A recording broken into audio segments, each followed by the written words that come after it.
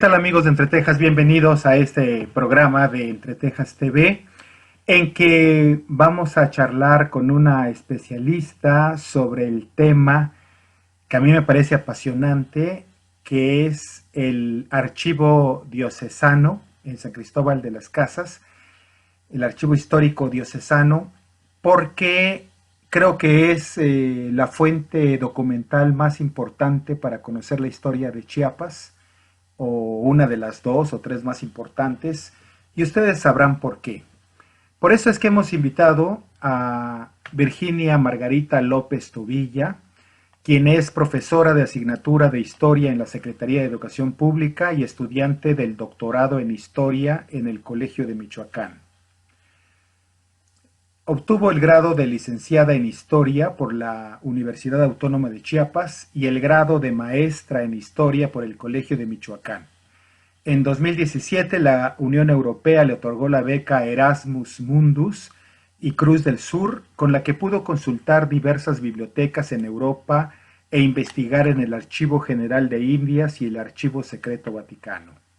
La experiencia laboral de Virginia se ha centrado en archivos.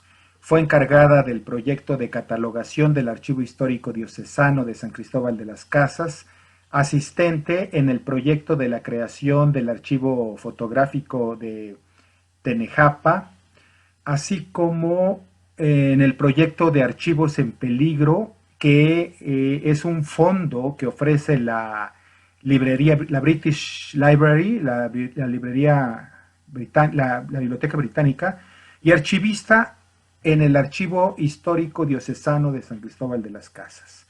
La maestra López Tobilla ha asistido a diversos congresos nacionales e internacionales. En 2017 participó en el Congreso Internacional El siglo de la Inmaculada, 1550-1650, Los mundos ibéricos en su edad de oro, con la ponencia Santiago de los Caballeros de Guatemala, una ciudad episcopal, que se llevó a cabo en la ciudad de Mazarrón, España.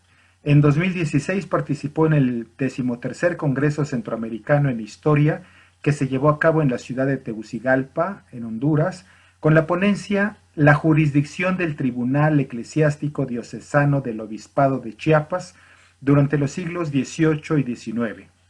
Como resultado del verano de investigación en el Instituto Max Planck para la Historia Jurídica de Europa, el Institute Max Planck for European Legal History en la ciudad de Frankfurt, Alemania, en 2017, presentó el proyecto de investigación La relación entre el Tribunal Eclesiástico Diocesano del Obispado de Chiapas y Soconusco y el Tribunal de Apelaciones del Arzobispado de Guatemala, 1743-1821, instituciones, actores y procesos. Dentro de sus publicaciones se encuentra contra el alcalde mayor, don Juan de Mesa Altamirano, por haber contravenido a la prohibición que hizo su señoría ilustrísima sobre enmascarados, nuevos fondos documentales del Archivo Histórico Diocesano para el estudio de la historia de Chiapas en el siglo XX, breve historia del Archivo Histórico Diocesano de San Cristóbal de las Casas, que hizo en conjunto con el doctor Juan Pedro Viqueira Albán, en base de datos del catálogo del Fondo Diocesano del Archivo Histórico Diocesano de San Cristóbal de las Casas, primera parte. También otro de sus trabajos tiene que ver con un titulado En Salmo Celtal de 1725 que realizó junto con el arqueólogo Alejandro Cheseña Hernández. Pues qué gusto, maestra, que estés con nosotros en Entre Tejas TV. Es un tema que le traíamos muchas ganas. Sabemos la importancia que reviste el archivo diocesano, la documentación, el tesoro que ahí tenemos. Y bueno, quisimos platicar contigo porque pues has trabajado mucho tiempo el tema en los mismos archivos y creo que nadie mejor autorizada que tú para contarnos qué es el archivo histórico diocesano y parte de su historia que es muy interesante. Pues buenas tardes, primero que nada agradezco que me hayan tomado en cuenta para participar en esta charla y es un placer compartir un poco de lo que he vivido en el archivo.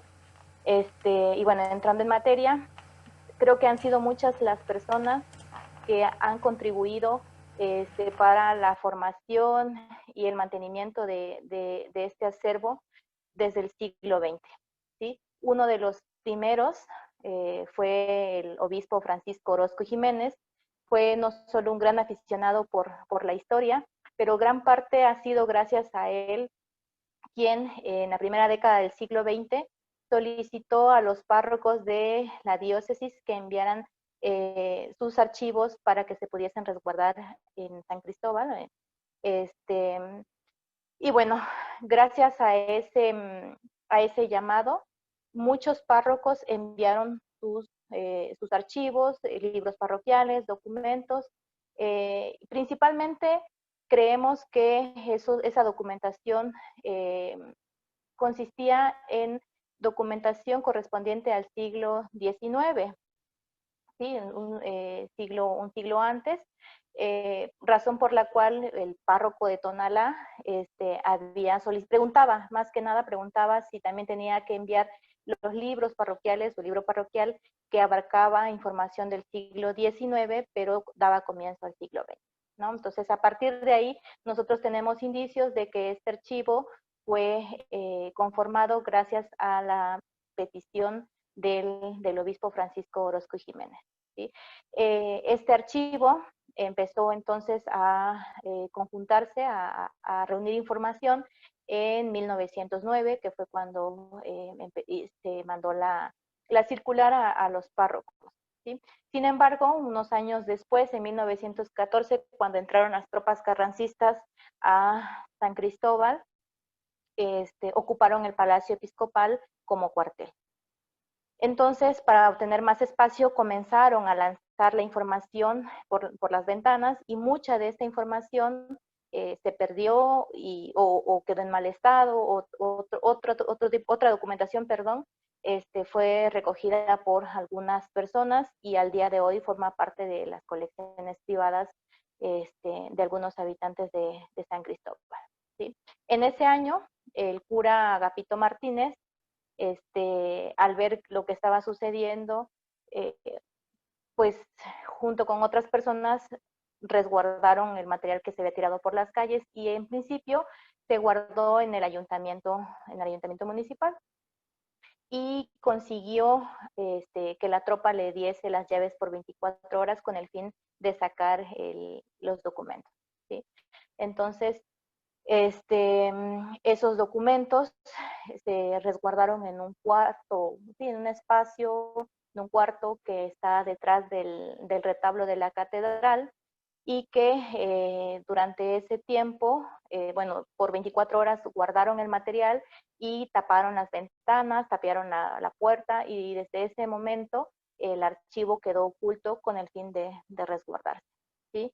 Solamente quedó abierta una pequeña puerta que recuerdo que junto con uno de mis compañeros, que se llama Rodolfo, vimos la puertecita, ¿no? Y pudimos, bueno, él fue el que se metió y logró salir atrás exactamente del retablo de la catedral, ¿no? Entonces era una puerta muy pequeña, pero al parecer era por ese pasaje en el que el padre, empezaron siguieron consultando, a pesar de que había un momento muy difícil a raíz de la revolución, se siguió consultando el archivo, y bueno, pasado varios años, en 1940, finales me parece, el archivo volvió a ver la luz.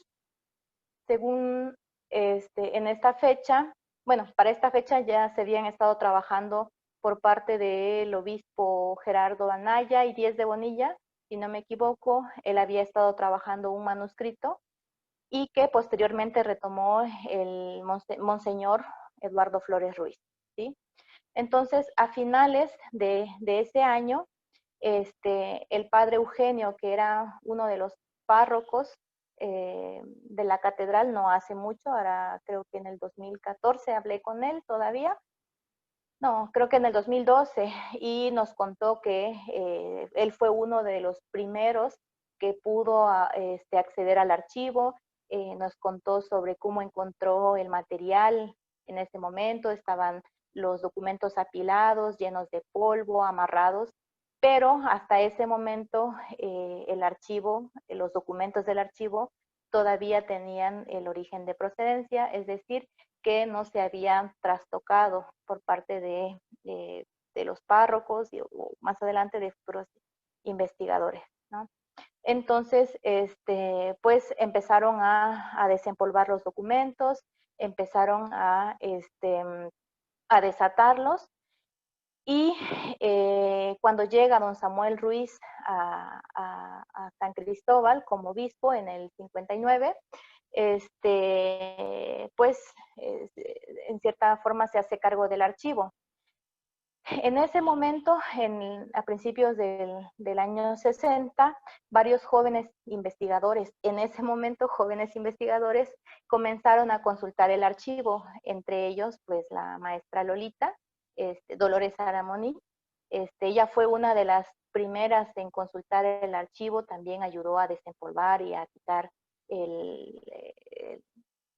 no recuerdo, no sé con qué estaba amarrado, pero empezó a desamarrar los archivos, los documentos, perdón, y junto con el doctor ahora Jan Rus, perdón, y otros investigadores, Robert Wasserstrom y Virginia Molina, que fueron los primeros jóvenes antropólogos en consultar esa documentación. Y gracias al día de hoy, pues esas documentaciones son obras clásicas, son las primeras obras de investigadores que se centraron en la historia de Chiapas, ¿sí? En los años 60 también hubo dos proyectos de microfilmación, uno por parte del INA, que estaba a cargo del señor Antonio Pompa y Pompa y Carlos Marín. Ellos se dedicaron a digitalizar libros parroquiales y de diezmo, ¿sí? Posteriormente, la Iglesia de Jesucristo de los Santos de los Últimos Días, los mormones, junto con la Academia de Genealogía y Heráldica, hicieron también otro proyecto de microfilmación. Sin embargo, este proyecto no terminó tan bien porque al parecer algunas personas que estaban dentro del proyecto mutilaban los documentos con el fin de quedarse con sellos y con firmas de los mismos documentos. Entonces, al saber el obispo, pues hizo declaraciones en contra de la academia. Y bueno, este problema terminó cuando la academia entregó parte de los microfilms al archivo, ¿sí? Y que se pueden consultar en el mismo. Pasados ya, más bien entrados en la década de los 70, en 1973, don Eduardo Flores Ruiz, que en ese momento pues era el que se había estado haciendo cargo del archivo, por su avanzada edad, el obispo pues decidió buscar a una persona que se hiciese cargo, ¿no? Entonces se pensó en un primer momento que Jan de Vos, que en ese momento había venido a Chiapas por la misión que hay en Bachajón, se pensó que él se podría hacer cargo del archivo. Sin embargo, como pasaba mucho más tiempo en la misión, pues no podía hacerse cargo de él, y entonces el obispo decidió entregarle la administración del archivo a Inarema, que era una asociación civil fundada por Andrés Aubry y Angélica Inda, para que se hiciesen cargo. A pesar de que Jan de Vos no se hizo, no administró como tal el archivo, una obra muy importante salió del periodo en el que él consultó, que es el libro de La Paz de Dios y el Rey, ¿sí? Bueno, entonces ya cuando Inaremac se hace cargo del archivo, pues y trae consigo pros y contras, ¿sí? Uno de los contras, y es lo que más se le ha criticado a don Andrés y a doña Angélica, es que organizaron el archivo con base en un catálogo de temas subtemas y subtemas. Entonces, de forma arbitraria, los documentos empezaron a ser colocados en carpetas. De forma arbitraria decimos porque un documento en muchas ocasiones no habla solamente de un tema. Por ejemplo, uno de los documentos que envié, ¿no? Habla sobre la prohibición de utilizar máscaras en Ciudad Real en un día festivo, ¿sí?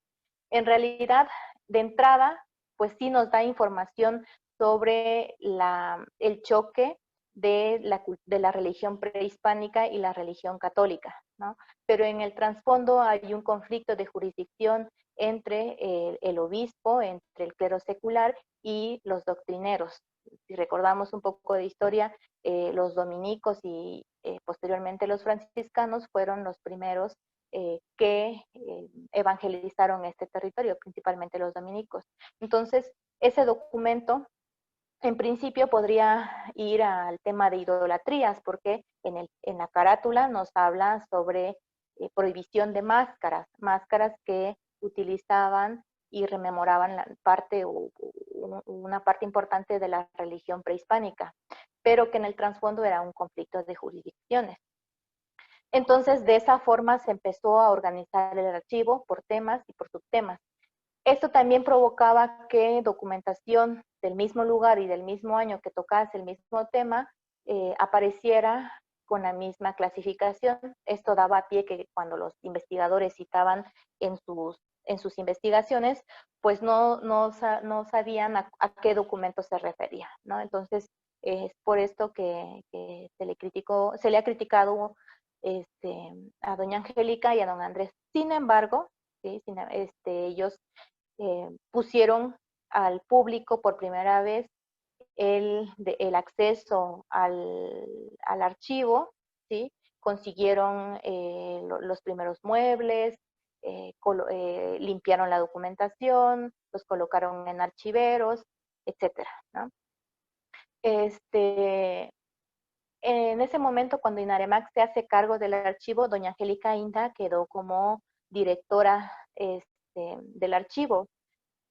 Y después de que empezaron a acomodar la información de acuerdo al catálogo de temas, contrataron pues a varias personas en orden así cronológico, pues de las que tenemos razón fueron Isabel Reptier, Guadalupe Muñoz y doña Rafaela Gómez Morales, con quien tuve la fortuna de trabajar un tiempo, ¿sí? Bueno, entonces ellos acomodaron el archivo, limpiaron, pusieron a disposición del público y en el año 90 un grupo de estudiantes que dirigía el doctor Mario Humberto Ruz realizó un catálogo de documentación que tenía información sobre la diócesis de Tabasco. En 2001, el archivo recibió una donación por parte de la biblioteca, recibió archivos por parte del archivo del Comité Cristiano de Solidaridad. Entonces, a partir de ese momento empiezan a ingresar al archivo otros archivos. Bueno, después voy a hablar sobre qué tipo de información se puede encontrar en este acervo documental, ¿sí? Maestra, dame oportunidad que hagamos una recapitulación. Yo te agradezco mucho, en verdad que estoy admirado que has hecho una síntesis histórica del archivo en 10, 12 minutos, hablando de pues casi 200 años ya de historia no, 100 años de la historia del archivo, ¿no? 110 años más o menos. Pero yo quisiera que habláramos de esos personajes fundamentales. Qué fortuna para Chiapas que en 1909 llegó para San Cristóbal el obispo Francisco Orozco y Jiménez. Sus intereses por la historia, viene a Chiapas, que no era chiapaneco, traía la idea de la recuperación de la memoria histórica, le pide a todos los párrocos que envíen los archivos de cada parroquia porque quería concentrar todo esto en el que sería después el archivo diocesano. Y esto me parece sumamente importante porque, bueno, yo conozco el tema de Comitán, por ejemplo, que el archivo parroquial de Comitán, eh, en su gran mayoría, un día fue tirado al Parque Central, parte de eso se fue a la cueva de Teoticho y se perdió. Es decir, si no hubiera ocurrido eso con, con esta atinada decisión del obispo Francisco Orozco y Jiménez, pues habría perdido la mayor parte de los archivos, ¿no? Yo creo que ahí es una parte fundamental. Luego esta etapa que nos acabas de comentar, cuando llega el carrancismo, o sea, el obispo estuvo, tengo entendido, de 1909 a 1912, 3 años únicamente estuvo aquí en tierra chapanecas y como obispo de San Cristóbal, y nos dejó un gran trabajo histórico él mismo, ¿no? Que fue lo que le sirvió todo este material, pero dejó reunidos estos archivos. Llegan los carrancistas, toman obviamente la catedral y no tenían espacio y como nos contaste empiezan a tirar los documentos y los archivos y todo y viene el caso de don Eduardo Flores Ruiz que rescata esto con el párroco Agapito por supuesto, guardan, pero aquí hay un punto que me parece sorprendente que ustedes descubrieron, es decir, don Eduardo Flores Ruiz durante muchos años estuvo consultando este archivo porque se metía a la sala de la que nada más él tenía conocimiento a donde iba a consultar, ¿no? Sé por allí que estaba otro obispo también que no podía salir de Chiapas y que se dedicó con don Eduardo a analizar todo ese material. Es decir, hay una historia que en verdad da para una novela, en la historia del archivo, y que tu compañero tuvo la feliz audacia de encontrar este pasaje secreto para ingresar, ¿no? Y de ahí ya surgió la teoría o la tesis o la hipótesis, mejor dicho, de que por allí entraba por ese conducto entraba don Eduardo Flores Ruiz, ¿no? A consultar el archivo. Es decir, hay una historia enorme tras todo esto y en verdad mi apreciación es que se contuvo la disolución de todos los archivos parroquianos del Estado y se guardó toda esa memoria. Yo quisiera preguntarte dos cosas. Una, que nos expliques por favor cómo es que se tiene todo este material, es decir, por qué los archivos parroquianos son tan importantes, ¿no? Y cómo estos llegaron después al archivo diocesano a partir de 1909 y ya fueron la fuente documental para conocer mejor la historia de Chiapas. Ok. Sí, fue en el momento, bueno, recuerdo que cuando el archivo, más bien dicho, el archivo tiene varias partes, ¿no? Uh-huh. Para los que hemos tenido la fortuna de estar en él, tenemos unas escaleras de caracol, ¿sí? Entonces uno entra y lo primero que se encuentra a mano derecha, pues son unas mesas, ¿sí? La vista alcanza a ver un pequeño mueble, no tan pequeño, que se llama facistol, que era el lugar donde ponían los libros de coro cuando se daba la misa. Y se alcanza a ver un segundo cuarto, ¿sí? Que tiene el título de sala capitular. Uno baja otras escaleras que da a la cripta y al espacio donde se resguardó el archivo, ¿sí? Yo recuerdo que constantemente bajábamos a ese salón para digitalizar la documentación con el fin de que si llega a pasar algún otro suceso, problema, porque en el 90 también en el 94, perdón, se intentó quemar el archivo cuando fue el levantamiento zapatista. Pero bueno, en ese momento nosotros bajábamos a ese cuarto a digitalizar y recuerdo que ese día le dije a Rodolfo, me dijo, ¿no se te hace raro, le digo, que haya un arco de puerta detrás de ese librero? Y me dijo él, sí, ¿verdad? Tal vez haya algo detrás. Entonces eran unos libreros de madera grandes que daban desde el piso hasta el techo y recuerdo que puso unas sillas y se asomó, ¿no? Me dijo, atrás hay algo, me dice, hay una puerta. Entonces empezamos a sacar los libros e intentamos mover un poco el archivero y encontramos, sí, una puerta como de unos 50 centímetros. Entonces él se metió, sí, se metió y empezó primero a arrastrarse porque dice que habían piedras y polvo. Entonces empezó a arrastrar y salió exactamente atrás de las pinturas del retablo de la catedral, ¿no? Entonces para nosotros fue un día muy sorprendente, inolvidable, porque habíamos descubierto algo, ¿no? Entonces, a partir de lo que conocíamos, empezamos a pensar que era la puerta por la que el padre pues entraba y podía consultar la documentación, ¿no? Y después quedó la puerta ahí y ya quedó descubierta, pero bueno, era una puerta que había estado cubierta por muchos años y que nosotros que bajábamos todos los días por varios años no nos habíamos percatado de ello hasta un día, ¿no? Hasta el día que llegó que tenía que suceder. Bueno, ahora, referente a la pregunta de por qué son tan importantes los archivos, bueno, este archivo en particular, este archivo es un archivo diocesano que por su información es uno de los más importantes dentro de los archivos de México, porque para empezar, la iglesia es muy celosa con la información que resguarda, ¿sí? Entonces, en principio, en México hay muchos archivos eclesiásticos y no todos dan acceso al público por esta cuestión del celo de su información. Entonces no se da el acceso al público. Entonces, en principio es por eso, porque no se da acceso, y en segundo, por el tipo de información que contiene.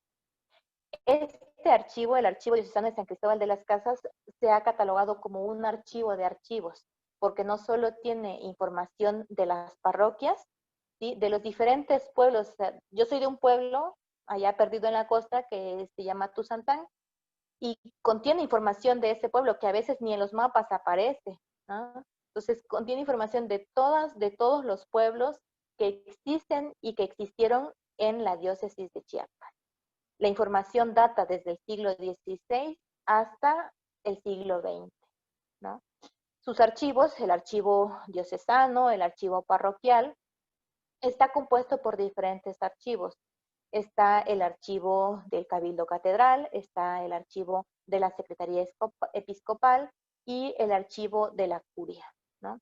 Entonces, es muy importante, no solo porque contiene información desde el siglo XVI, ¿no?, de todos los pueblos, sino porque también nos permite estudiar diferentes aspectos políticos, sociales, culturales, perdón, de toda la diócesis, de las instituciones, de los momentos más álgidos en la historia, como, bueno, la independencia, la revolución, las leyes de reforma,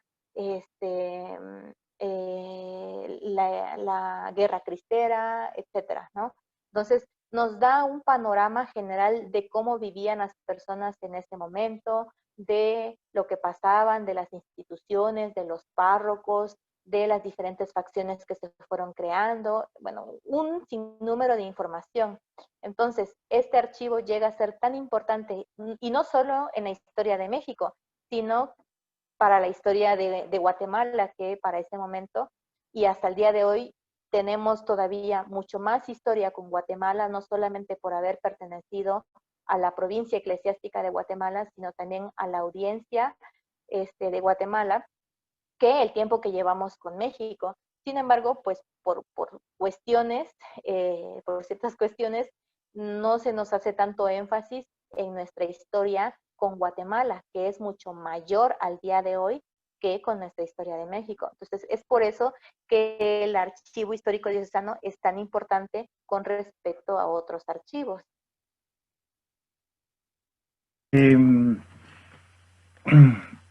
Vamos a hacer un pequeño corte y continuamos, Margarita. Hay cosas muy interesantes que quiero preguntarte todavía enseguida.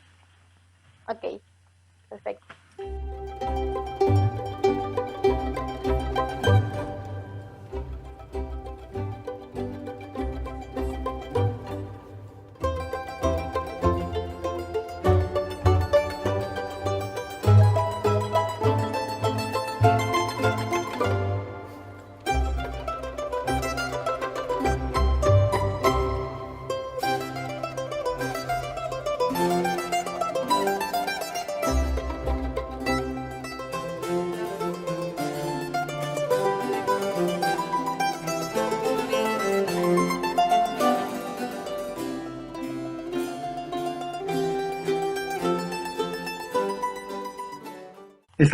Estamos conversando con la maestra Virginia Margarita López Tobilla, quien ha dedicado gran parte de su historia profesional y de investigación al Archivo Histórico Diocesano. Margarita, quería preguntarte varias cosas como la siguiente.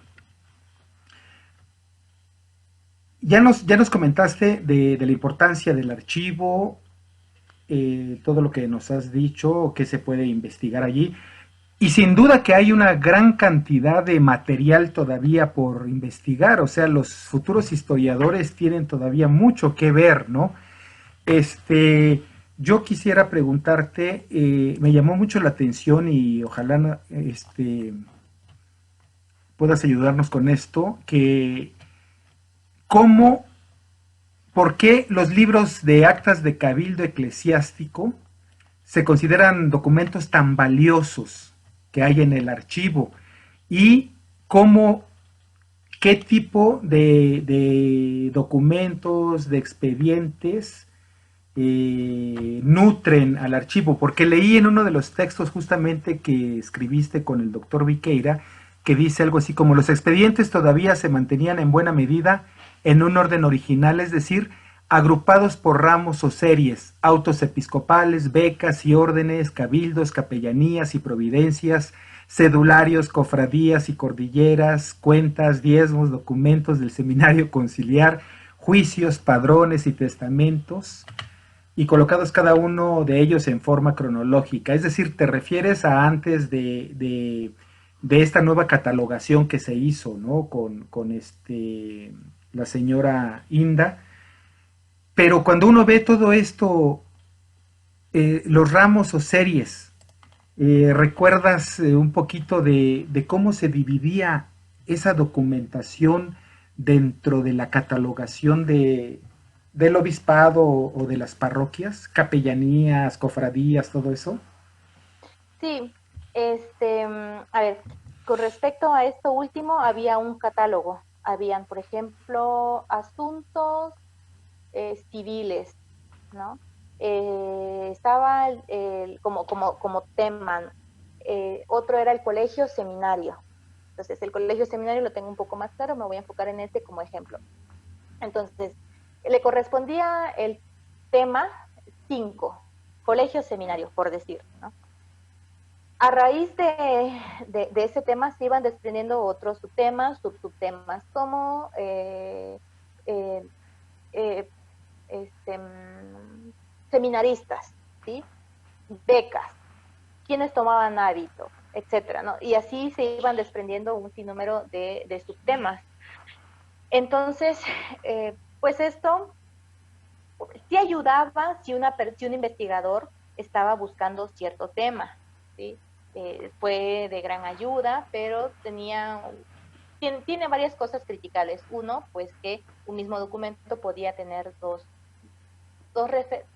podrían haber varios documentos con esa misma referencia. Entonces, si un investigador quería constatar lo que otro investigador había dicho, era muy complicado porque le aparecían, no sé, 10, 20 documentos sobre eso con la misma clasificación, entonces era imposible precisar a cuál se refería el investigador, ¿no? Entonces, se fueron organizando así por asuntos civiles, guerras, colegio seminario, negros, mulatos, asuntos indígenas, y en asuntos indígenas había conflictos de tierra, conflictos por dinero, idolatría, hechicería, bigamia, incesto, ¿no? Etcétera. Ujú, Era un catálogo con muchos temas, ¿sí? ujú. Pero, como ya dije, o sea, eso era un poco arbitrario. Y no, bueno, este archivo no fue el único que fue catalogado de esta forma, ¿no? En la Ciudad de México. De hecho, me parece que doña Angélica se asesoró con personas de otros archivos de la Ciudad de México para elaborar su propio catálogo. No, no fue la única, hubo otros archivos que utilizaron esta forma de catalogación. Ahora, ¿por qué los libros de Cabildo son muy importantes?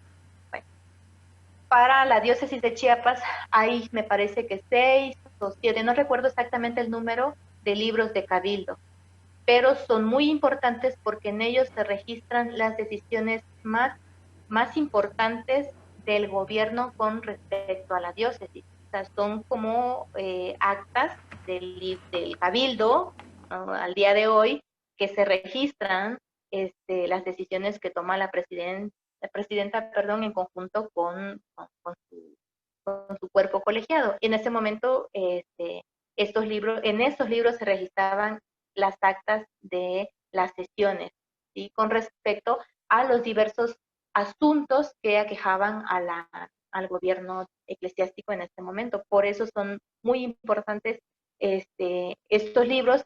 Sin embargo, pues no sabemos dónde están el resto. O sea, hay para el siglo XVIII, ¿sí? 1700, pero para periodos anteriores o posteriores, no sabemos dónde están. Tal vez se perdieron cuando las tropas carrancistas los tiraron por la calle, perdón, o si se robaron, etcétera. No sabemos dónde están, pero solamente hay para el siglo XVIII. Sí. Y y todo este tema de capellanías, de... Es decir, me gustaría dejar claro para nuestros espectadores el hecho de que, y para mí también, que una cosa son los archivos civiles que pudiera haber en el Cabildo de San Cristóbal, que se tomaron las decisiones por su cuerpo de gobierno colegiado en 1722. Pero aparte está el tema de la Iglesia Católica del Obispado. Así es, ¿verdad? O sea, hay archivo civil y hay archivo religioso. Sí, pero bueno, creo que debo hacer una aclaración antes. Este, la Iglesia Católica tiene un cabildo eclesiástico, Sí. así como hay un cabildo civil, ¿sí? Ujú, Dentro de la estructura de la iglesia, a la cabeza está el obispo, ujú, ¿sí? Después del obispo se encuentra el cabildo catedral. El cabildo catedral es quien gobierna la diócesis cuando hay sede vacante, es decir, cuando no hay obispo, ujú. ¿sí? Debajo del obispo hay otras instancias, ¿sí? Están el juzgado de testamentos, capellanías y obras, está la contaduría, la seduría y el provisorato, que es la institución que yo estoy estudiando al día de hoy, ¿sí? Todas estas instituciones sirvieron para la administración y el gobierno de toda la diócesis. Es como lo que tenemos el día de hoy, oficinas que se dedican a la economía, a la Secretaría de Salud, a la educación, ¿no? En ese momento había uno para el diezmo, había uno para el testamento y capellanías, había otro para los que cometían algún delito de tipo moral, espiritual, económico, etcétera. Había una seduría, una contaduría, una clavería, o sea, era, para mí la iglesia en ese momento y el día de hoy es como un cuerpo, ¿sí? Un cuerpo en el que hay una cabeza y que todos los miembros, todas las partes de ese cuerpo ayudan para la administración y para el gobierno de la diócesis, ¿no? También en el aspecto económico, que ha sido muy, muy, muy importante. Entonces, es toda una gran estructura, ¿sí? Y si nos vamos hacia arriba, la estructura va siguiendo. Y si nos vamos hacia abajo con las parroquias, la estructura también se mantiene. Claro. Oye, hay un asunto que a mí me llama mucho la atención. Lo mencionaste hace un momento. Testamento y capellanías. Cuéntanos cómo es este tema de que fulano de tal dejó en su testamento una gran herencia y dejó también una parte, una porción importante para que se le entregara a la iglesia, para que rezaran por su alma a través de las capellanías. Así es, ¿verdad? Sí, ¿Nos la explicas capellanía, eso? sí, la Es como, es capellanía comprar era indulgencias, pues, ¿no? Para el alma del exactamente, hacendado. sí, sí, sí, sí. La capellanía era la fundación de un dinero o dejarle dinero a la iglesia para que por cierto tiempo se cantaran misas para que el alma de quien fundaba pudiese ser salva, ¿no? Estas prácticas de la capellanía fueron muy, muy, muy importantes y y de lo más usual en la época colonial, ¿sí? Porque se creía que a pesar de lo que a través de dejarle dinero a un capellán, que era quien se hacía cargo, pudiese rezar una misa, un cierto número de misas, para que esa persona se pudiera salvar. Ese dinero pues generaba el pago del capellán, ¿no?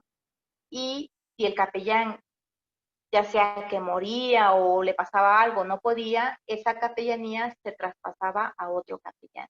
Pero en sí no es más que la fundación de un dinero para que un capellán rece para la salvación del alma de una persona que ha fallecido. Sí. Ya. Y la mayoría de las veces, o siempre se destinaba, por ejemplo, que a la Virgen del Rosario, o a San Caralampio en el caso de Comitán, o a la Virgen de Guadalupe. Así era, ¿verdad? A ermitas, a capillas, a parroquias. Sí, sí, sí, dependía del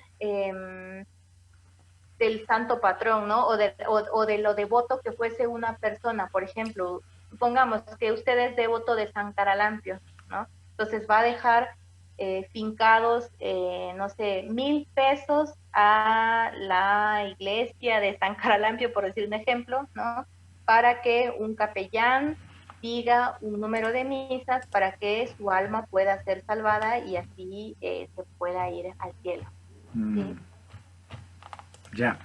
Y también, muchas veces la gente cree que está el archivo, son libros viejos, qué aburrido ponerse a leer, ni se les entiende porque hay que hacer paleografía o está escrito para con los amanuenses del siglo XVI o del XVII y todo eso.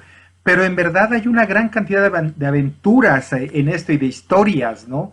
Ejemplo de ello es precisamente a quien mencionabas, a la maestra Dolores Aramoni, con el trabajo que hizo de investigación sobre los soques e idolatría y todo eso, el mismo caso de Jan de Vos, pero también quedan todavía muchas cosas ahí pendientes. Estaba justamente revisando uno de los textos en que el doctor Viqueira pues habla de lo que hay en el archivo y que tiene que ver, por ejemplo, con el cura de la parroquia de Bachajón, que hay problemas de tierras y se metió él a tratar de mediar entre los pobladores y se volvió un gran problema.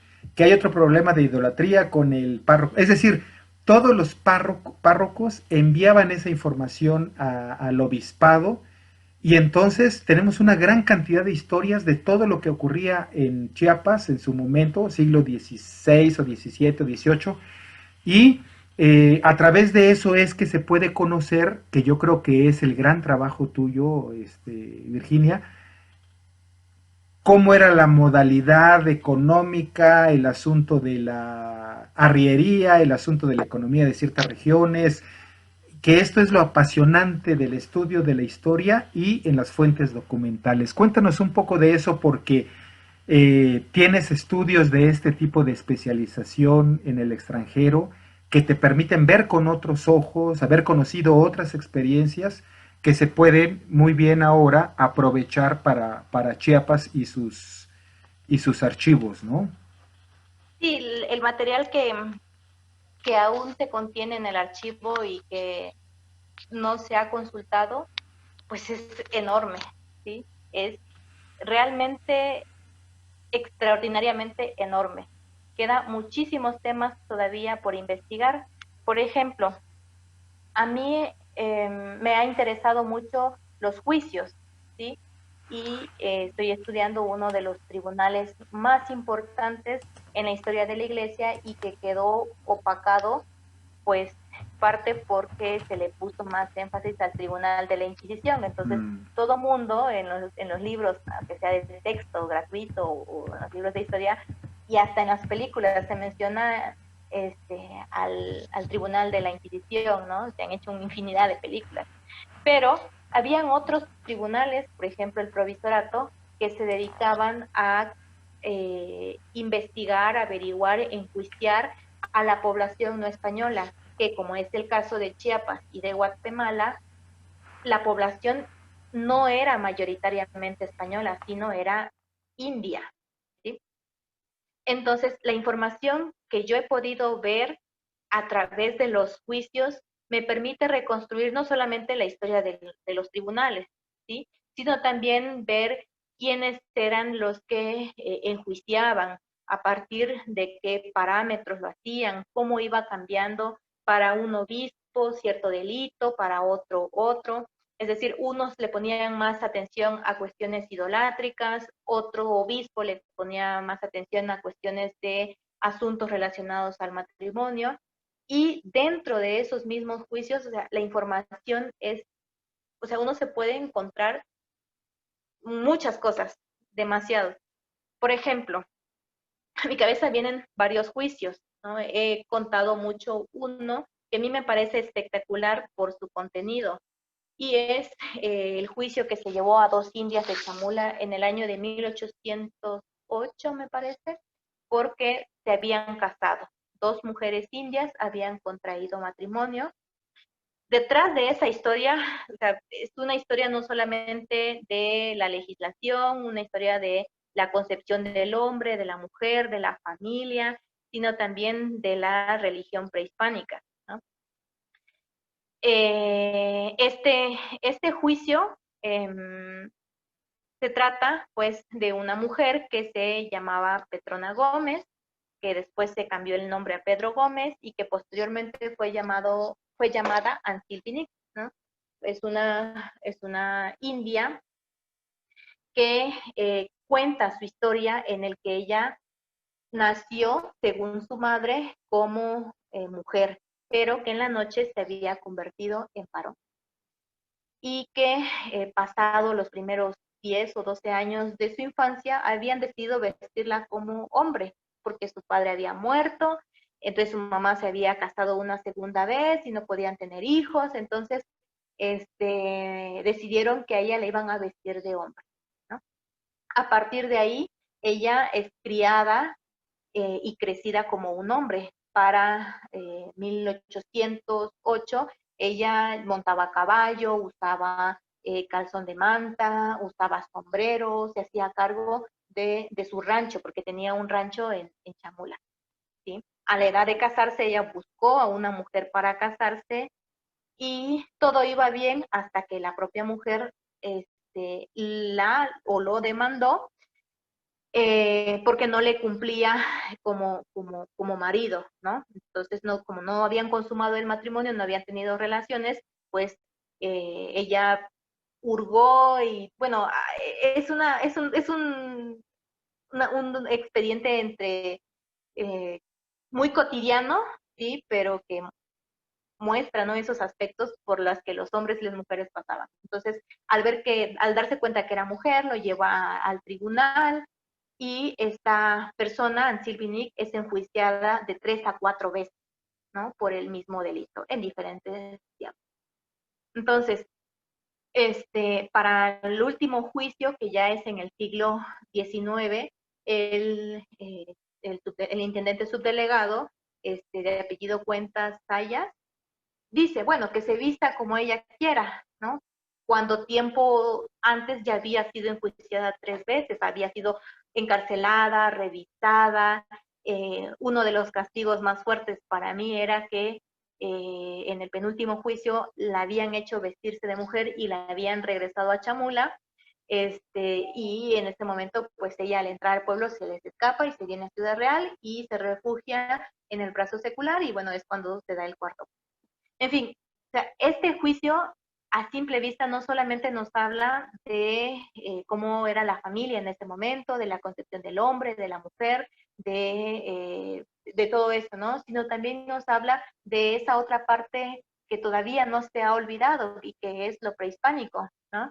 Eh, pues habían personas que en ese momento, en la época prehispánica, se les consideraba que tenían esa dualidad de ser hombre y de ser mujer, ¿no? Esto nos daría pie por qué los vecinos o los habitantes de Chamula no la habían denunciado, cuando ya se sabía por su mismo nombre, Ansilvini, que An significa mujer y Vinic hombre, ya ellos sabían, ¿no?, que era hombre-mujer, pero a pesar de eso nunca la habían denunciado hasta que la propia mujer lo hizo, pero porque no la denunciaba, porque no cumplía con sus funciones como hombre.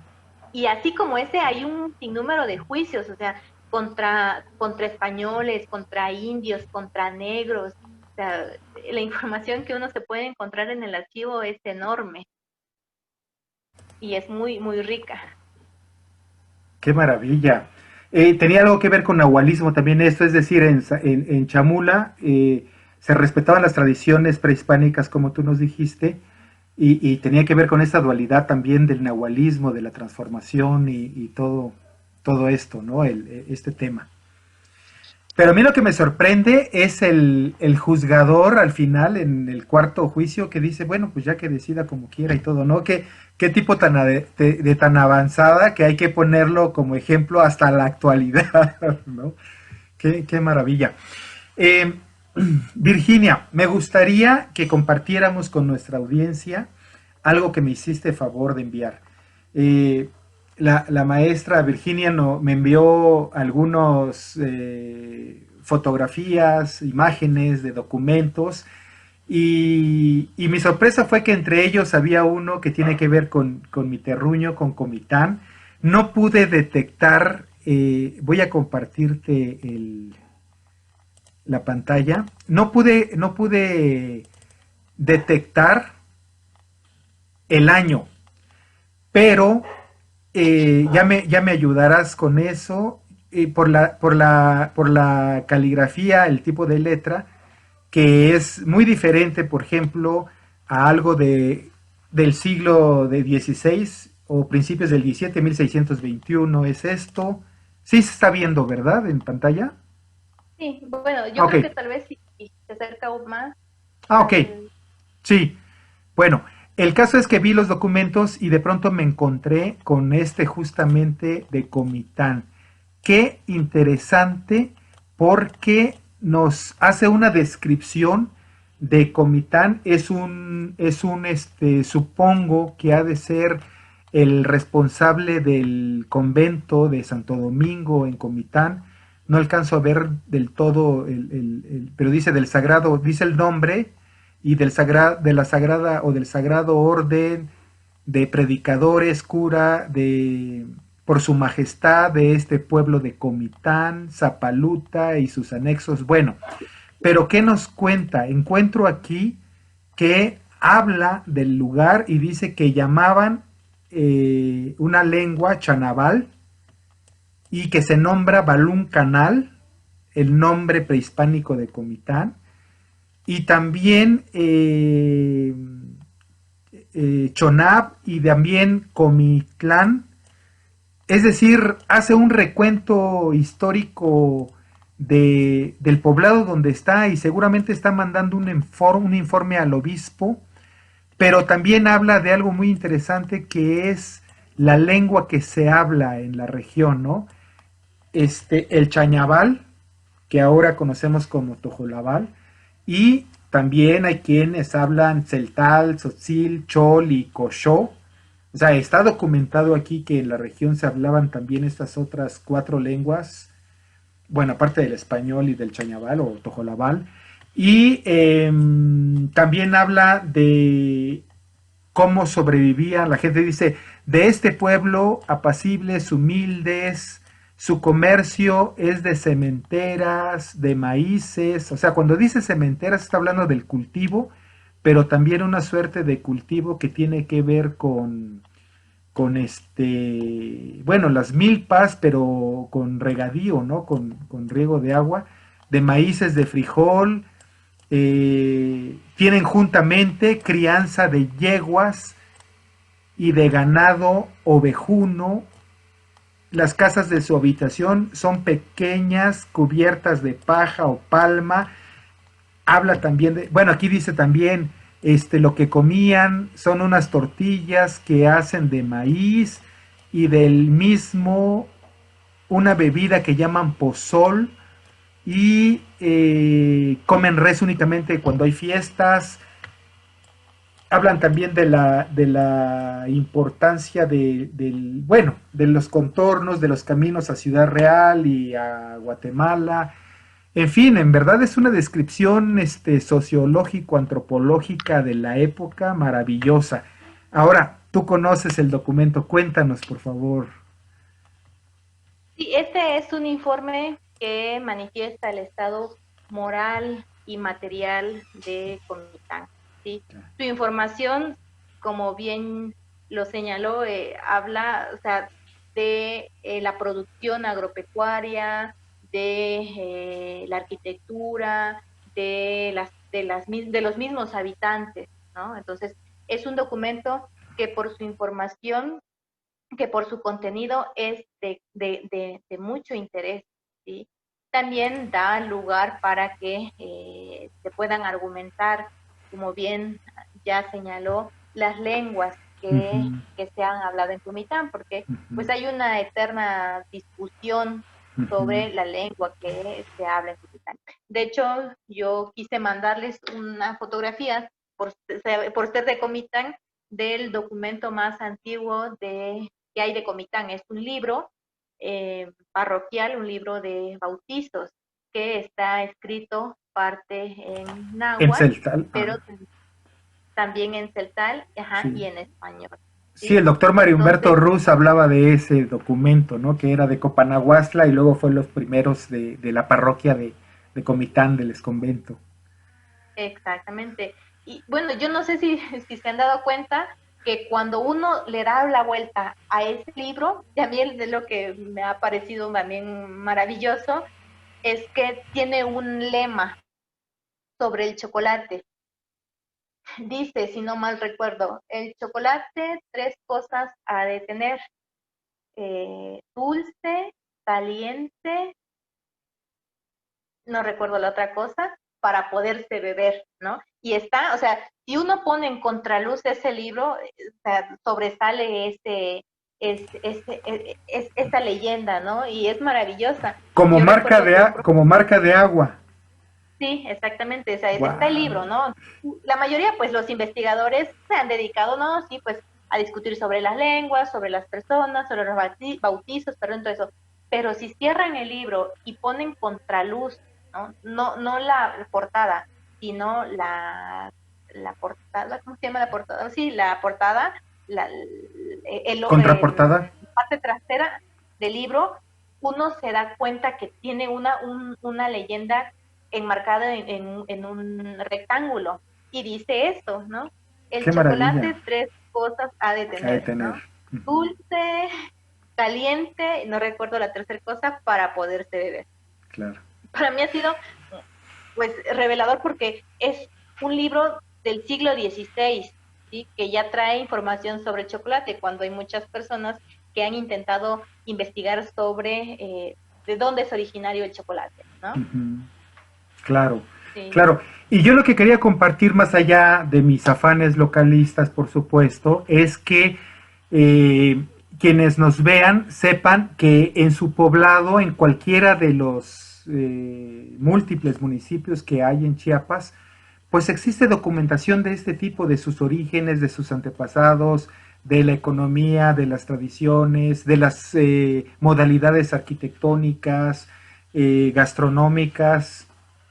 Eso es lo que quisiera que quedara como invitación para quienes nos ven, maestra Virginia, que sepan que la historia es eso y estos grandes yacimientos de conocimiento como lo es el Archivo Histórico Diocesano, por eso son tan importantes, por eso hay que estudiarlos, por eso hay que difundir toda esa información. Y nos quedaron pendientes varios temas, nos quedó pendiente, por ejemplo, en primera, para quienes seguramente no saben dónde está en San Cristóbal, está a espaldas de la catedral, allí está el lugar del archivo diocesano, que es tiene su nombre el lugar baptisterio, sagrario, el sagrario, exactamente. Y en primer lugar, sí. Para más ubicación, está actualmente donde se encontraban las anteriores oficinas del SAT, ya, en San Cristóbal. Ya, qué curioso, qué curiosa coincidencia. Pero sí, justamente, visítenlo, dense una vuelta, vale la pena. Como decía la maestra Virginia, pueden acercarse, pueden ver, esa es la gran maravilla de este archivo histórico diocesano que yo creo que tiene que ver con toda esta actitud progresista de la Iglesia Católica Latinoamericana de haber compartido toda esta información en vez de cerrarla y clausurarla y negarnos de alguna manera, pues el derecho que tenemos a conocer nuestro pasado, ¿no? Como sea, verlo objetivamente, estudiarlo, aprender y ojalá que tengan ese interés. Quedamos pendientes con muchas cosas, la importancia que tiene el archivo a nivel internacional y que le han dado para recibir los apoyos que de alguna manera se han conseguido de fundaciones internacionales que lo han apoyado, de ADAVI, esta asociación de archivos que es importante, que sería otro tema también. Si no tienes inconveniente, en otra ocasión hablamos de la importancia de la salvaguarda de los archivos, de los fondos internacionales que hay para mantenerlos, para cuidarlos, de los profesionales como tú que están al pendiente y dedican sus horas de estudio y de trabajo para cuidarlos. Y ese también proyecto tan interesante que me pareció, el de la British Library, creo, que es un proyecto de recuperación de archivos en peligro, algo así, ¿no? Que tendría que utilizarse para todo el estado, en verdad hay archivos abandonados. Pero bueno, déjame preguntarte esto. En uno de tus documentos dices, es uno de los archivos más importantes de Chiapas. No dijiste es el más importante. ¿El otro sería el del CUID que está en la UNICACH o hay otro más? Sí, sí, efectivamente el del CUID. Hay otro archivo también que pues tiene muchísima información y es el archivo municipal, es el archivo del municipio en sí, que conforme se cambia de administración, pues no sé cómo funciona muy bien, hasta cierto punto yo había estado enterada, ¿no? De quienes habían estado a cargo, pero está también el archivo municipal. Este contiene las actas del cabildo del propio ayuntamiento. De San Cristóbal, que fue la capital durante 3 siglos, ¿no? De Chiapas, claro. Sí, sí, sí, exactamente. Y ese también es súper importante, ¿sí? Solo que a veces no se sabe qué va a pasar en la siguiente administración porque cambian todo el equipo, entonces pues no se sabe si es una persona con buena formación, si lo van a trabajar sacándole provecho, ¿no? O nada más va a estar ahí, pero sí tengo entendido en últimas que se había cambiado a las nuevas oficinas del ayuntamiento que están aquí por Mercosur, ¿no? Pero nadie sabe quién. Creo que hasta lo último que escuché de ese archivo era que no sabían a quién iban a poner como encargado, pero hasta ahí no tengo, no sé. No, es terrible y yo no me canso de decirlo. Mira, en el año 2000 editamos en Comitán un libro que se llama Joyas del Archivo Histórico de Comitán, donde todo empezó con un proyecto que fue, en ese momento no había forma de digitalizar, sino tomar con una buena cámara las fotos lo mejor posible, trabajarlas. Entonces hicimos la edición con los, con los documentos que elegimos de alguna manera, que son, ay, se me fue el nombre, qué barbaridad, manus, facsimilares. Hicimos la edición con facsimilares, con la paleografía, o sea, la traducción de ese documento, y con unos escolia, que es el análisis del documento. La verdad, lo hicimos en el 2000, en Editorial Entre Tejas, con el afán de que se replicara en todo el estado para conservar los documentos. Quiero decirte que lo hicimos porque en Comitán había quienes estaban saqueando el archivo y llevándose los documentos. No pudimos denunciarlos legalmente, judicialmente, porque los testigos se negaron a hacerlo, pero había autoridades municipales involucradas. Ojalá algún día podamos resolver eso todavía. Pero eso surgió porque un poquito antes ocurrió lo que tú dices. En un pueblo del norte del estado llegó un encargado del archivo histórico del poblado y que estuvo en campaña con el alcalde en turno, el triunfador, entonces no tenían dónde colocarlo, y seguramente por su ignorancia, y lo mandaron al archivo histórico. Llegó y dio las órdenes de que quedaran únicamente los documentos de la administración anterior, porque son los que él consideraba que legalmente funcionaban y servían, y el resto de papeles viejos que los sacaran y los tiraran. No ocurrió. Las autoridades estatales ni pusieron atención en eso. Estoy hablando del 2000. Imagínate lo que eso es. Y eso ha ocurrido tiro por viaje en todo el estado. Hay que evitarlo. El gobierno del estado, las autoridades culturales, el INA, tendríamos que tener en Chiapas una estructura bien hecha para defender los archivos, para tenerlos ya digitalizados. En fin, ojalá que este tipo de programas y haya un movimiento de los cronistas mismos de nuestros poblados que puedan meterse a defender esto. En Comitán te quiero decir que afortunadamente tuvimos una encargada del archivo histórico hace unos 9 años que se dedicó a catalogar y hacer el catálogo, la relación de lo que allí había. Lamentablemente todavía está guardado en la Secretaría Municipal de Gobierno Municipal, y ella es la que tiene el CD. Ojalá un día lo comparta para salvaguardar el archivo, que es lo que se debería hacer en todos los archivos del estado. Pero en fin, por fortuna tenemos el archivo diocesano, tenemos gente como tú que ha trabajado con esto, que ha seguido el paso de muchos antecesores también que lo han hecho bien, y en verdad es una historia reciente de como institución el archivo diocesano, ¿no? Estamos hablando de un siglo, y en época mucho más reciente después de las guerras cristeras y todo lo que nos has narrado, pero hay mucho por cuidar todavía y por investigar. Ojalá que también haya un gran trabajo de divulgación, de contarnos estas historias. Yo puedo decir que del 60 o 70% de los libros sobre historia publicados en Chiapas, sobre historia de Chiapas, provienen del archivo histórico diocesano. De ese tamaño es su importancia.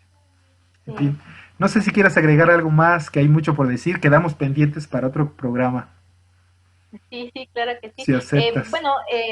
Claro que sí. Nada más añadir, ya que estamos hablando de Comitán, que hay una parte importante de la subprefectura de Comitán que llegó al archivo diocesano, ¿no? Entonces es documentación de siglos anteriores y que no se sabe todavía, hasta donde yo sé, cómo llegó ese archivo de la subprefectura al archivo diocesano, ¿no? Pero sería interesante que pues lo consultaran no solo los investigadores, sino también las personas que son de Comitán para conocer su propia historia, ¿no? Entonces, pues creo que eso es todo por el momento. Y claro. Yo voy a compartir con quienes nos acompañan esto. Felicitar al Archivo Histórico, al Colegio de México, por supuesto. Seguramente el doctor Viqueira tuvo mucho que ver con esto, en cuanto a que también se tenga ya una página electrónica, ¿no?, del archivo diocesano, en que ya queremos ver todo digitalizado, como se consulta en el Archivo General de Indias y otros archivos grandes del mundo. Ojalá que lo tengamos ya en Chiapas. Pero quiero decirles que, por ejemplo, cuando uno busca, uno puede bajar el catálogo de documentos que hay y ya consultarlos. Por ejemplo, aquí tenemos uno que es este, que nos habla de Comitán, número de carpeta inicial 3432, número de carpeta final 3454. Seguramente hay una cantidad innumerable de documentos que hay que investigar y ver y todo todavía, ¿no? Por lo menos ya tenemos la clasificación, ya está en la red, ya se puede bajar y ya pueden los investigadores, historiadores y la gente interesada ir al archivo diocesano a investigar de cada uno de sus pueblos, porque ahí están, como pueden ver, pues casi todos los municipios. Pues muchísimas gracias nuevamente, maestra Virginia Margarita, qué amable. Y pues bueno, ojalá nos veamos pronto para continuar con el tema del archivo diocesano y lo que es más tu actividad profesional y tu trabajo y tu estudio. Sí, claro que sí, con mucho gusto. Y Gra agradezco también a Entre Tejas por la invitación y por hacer este tipo de actividades que difunden nuestro patrimonio como chiapanecos. Pues Exactamente, y la labor de ustedes de veras, porque ustedes se dice son ratones de biblioteca, pero queremos ver que nos vinculemos la sociedad con ustedes y aprendamos de lo que ustedes estudian para la sociedad, porque a final de cuentas esto es parte de un proyecto cultural, histórico muy importante que hay que asumir. Esta maridaje que debe haber entre la academia y la sociedad, que aprendamos de ustedes y que ustedes consideren que tienen una labor importante dentro de la sociedad, ¿no? Pues muchísimas gracias a ustedes que nos acompañaron en Entre Tejas TV. Nos vemos a la siguiente oportunidad. Cuídense mucho. Que estén bien. Hasta luego.